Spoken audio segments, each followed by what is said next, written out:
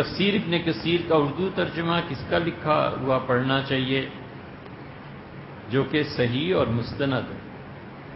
یہ صحیح کیسے لکھا ہے؟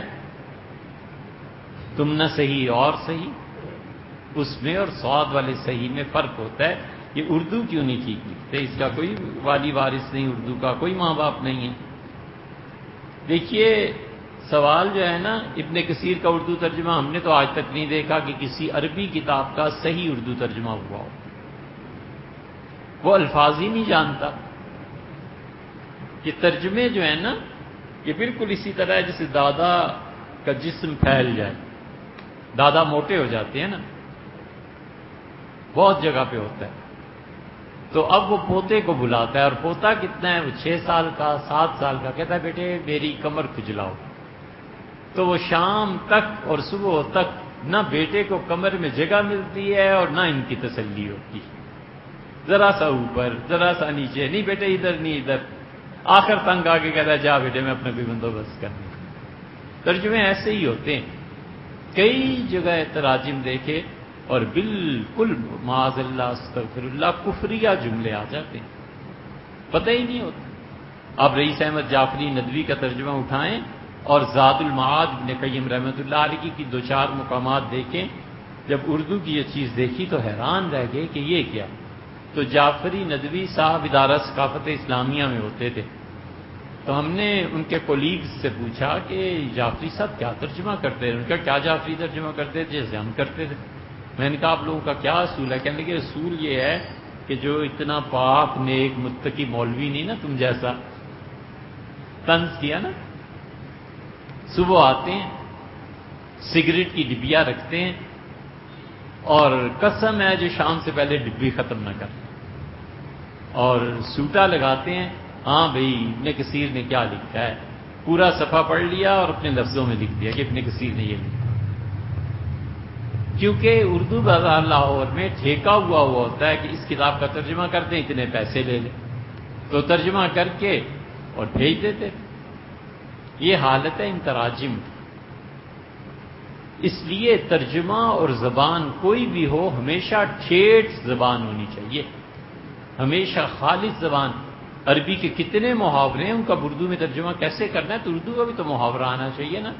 اس لیے ابن کثیر کیا کسی تفسیر کا ہم نے ترجمہ نہیں دیکھا کہ وہ صحیح شریعت کے مطابق ہوا ہو یا اسے حدود پتہ. اسے پتہ ہی نہیں ہے کہ اس فکرے کو لکھنے سے کیا. یہ زاد المعاد کا ترجمہ ایسے نام لکھے ہیں جن کا پورے عالم اسلام میں کوئی نہیں جانتا، ایسے ایسے جملے لکھے ہیں. تو اس لیے ابن کثیر وغیرہ کی بجائے، ان کے اردو ترجمے کی بجائے بہتر یہ ہے کہ آپ اردو میں جو تفاسیر لکھی گئی ہیں وہ پڑھیں.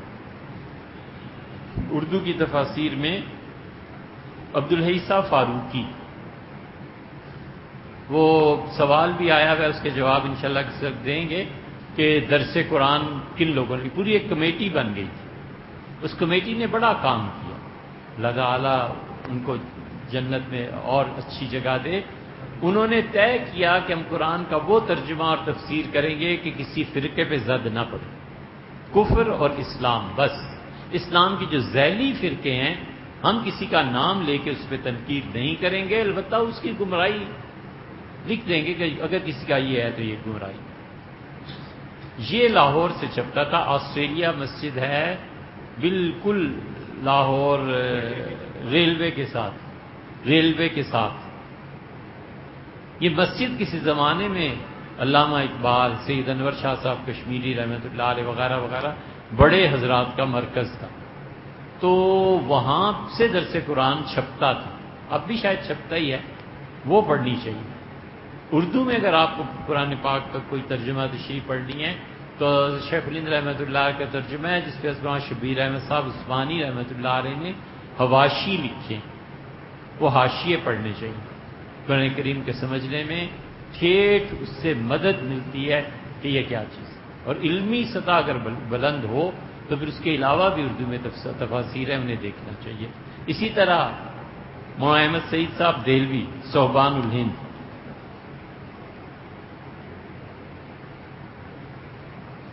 مولانا احمد سعید صاحب دہلوی رحمۃ اللہ علیہ کا ترجمہ پڑھنا چاہیے. مفتی کفایت اللہ صاحب رحمۃ اللہ علیہ کے متعلق اساتذہ سے سنا تھا، خود ہمیں تحقیق نہیں ہے۔ مفتی صاحب اتنے بڑے آدمی تھے، ابھی ہم نے سنایا کہ یہودیوں کے خلاف وہ فتویٰ، اور یہ مفتی صاحب رحمۃ اللہ علیہ نے لاکھوں فتوے لکھے، اور جو زبان ہے وہ الگ ہے۔ مفتی صاحب رحمۃ اللہ علیہ امام تھے دہلی میں، تو راہ چلتے بھی کوئی روک لیتا تھا نا، بڑے اطمینان سے مسئلہ، اور کہاں لکھ رہے ہیں بیٹھ کے؟ کسی سیڑھی پہ لکھ رہے ہیں، ریلوے میں لکھ رہے ہیں، ریل میں سفر ہے، دلی کے کسی کوچے میں بیٹھے ہیں، فتوے جیب میں اور لکھتے رہتے ہیں۔ مفتی صاحب رحمۃ اللہ علیہ کروشیے کی ٹوپیاں بنتے تھے، اور جمعرات کے دن دلی جامع مسجد کی سیڑھیوں پہ رکھ کے فروخت کرتے تھے، اور اتنے بڑے آدمی تھے کہ ہندوستان میں کوئی کہہ دیتا تھا کہ دلی میں حضرت مفتی صاحب نے یہ فرمایا ہے تو مراد پھر وہی لیے جاتے تھے۔ کیا مناقب کہ اللہ نے کتنا علم مفتی صاحب رحمۃ اللہ کو دیا تھا، اور تقویٰ بھی ویسے ہی۔ ایک لڑکا تقریر کرتا تھا جمعرات کے دن آ کے غیر مسلموں کے لیے، مفتی صاحب رحمۃ اللہ کو بڑا اچھا لگا، اسے لے گئے، پڑھایا مفتی صاحب نے، احمد سعید ان کا نام تھا اس لڑکے کا۔ پھر وہ حضرت مفتی صاحب رحمۃ اللہ علیہ کے پاس رہے۔ مفتی صاحب رحمۃ اللہ علیہ نے اسے کہا کہ اردو میں ترجمہ قرآن کریم کا کرو اور یہ چیز، تو اس کا حضرت میں تو کیسے کروں گا؟ فرمایا تم لکھو، میرے پاس وقت نہیں ہوتا، البتہ میں اسے دیکھوں گا اور جو غلط ہوا کاٹ دوں گا، صحیح بتا دوں گا۔ اس پہ سبحان الہند مولانا سعید صاحب دہلوی رحمۃ اللہ علیہ نے قرآن پاک کی تفسیر لکھی 4 جلدوں میں، کشف الرحمان نام۔ ہمارے مسلمانوں کے کرنے کا کام ایک یہ بھی ہے کہ وہی پرانی چھپی ہوئی ہے، نیا اس کا کوئی ایڈیشن ہمارے علم میں نہیں ہے، ممکن ہے ہو لیکن ہمارے علم میں نہیں، اور وہ اتنی پرانی، اتنے چھوٹے چھوٹے جملے، اتنے پیچیدہ، پڑھنے میں دشوار۔ کرنے کا کام کیا ہے کہ کوئی آدمی نیکی کرے، مفتی صاحب رحمۃ اللہ علیہ کی تفسیر اس کو ٹائپ کرا کے دوبارہ چھپوا دے، نہایت شاندار چیز۔ یہ اردو میں 3 تفسیریں آپ پڑھتے، تفسیر عثمانی اور کشف الرحمان اور تیسرے درس قرآن، ان میں سے کوئی پڑھ لیجئے۔ فرقہ واریت سے، فضول بازوں سے ہٹ کے بہت صاحبان علم ہیں۔ اسی طرح قاری طیب صاحب مرحوم دارالعلوم دیوبند کے مفتی تھے اور دارالعلوم دیوبند کے محتمم تھے، انہوں نے بھی اس تفسیر کو دیکھا تھا کشف الرحمان صاحب نے، اور عجیب بات یہ ہوئی کہ وہ جس لڑکے کی حضرت نے پرورش اور سب کچھ کیا تھا، مفتی صاحب رحمۃ اللہ علیہ کو لے گیا، اور مفتی صاحب نے کہا کہاں جاتے ہو؟ تو اس نے کہا کہ حضرت خواجہ مختار الدین کاکی رحمۃ اللہ علیہ کی قبر پہ حضرت چلیں۔ مفتی صاحب بھی چلے گئے، ایک درخت کے نیچے پہنچ کے انہوں نے کہا حضرت یہ ہے جگہ 2 قبروں کی، ایک آپ کی ایک میری، یہاں جو شفقتیں آپ کی میرے حال پہ رہیں، جی چاہتا ہے موت کے بعد بھی آپ کے ساتھ ہی رہو۔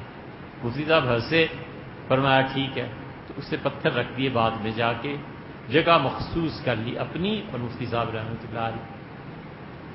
جس دن تفسیر پوری ہوئی ہے،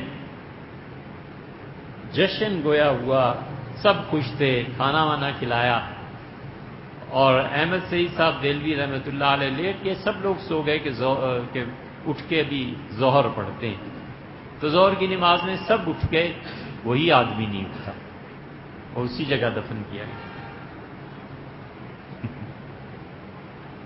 گویا اس کام کے لیے اللہ نے اسے بھیجا تھا۔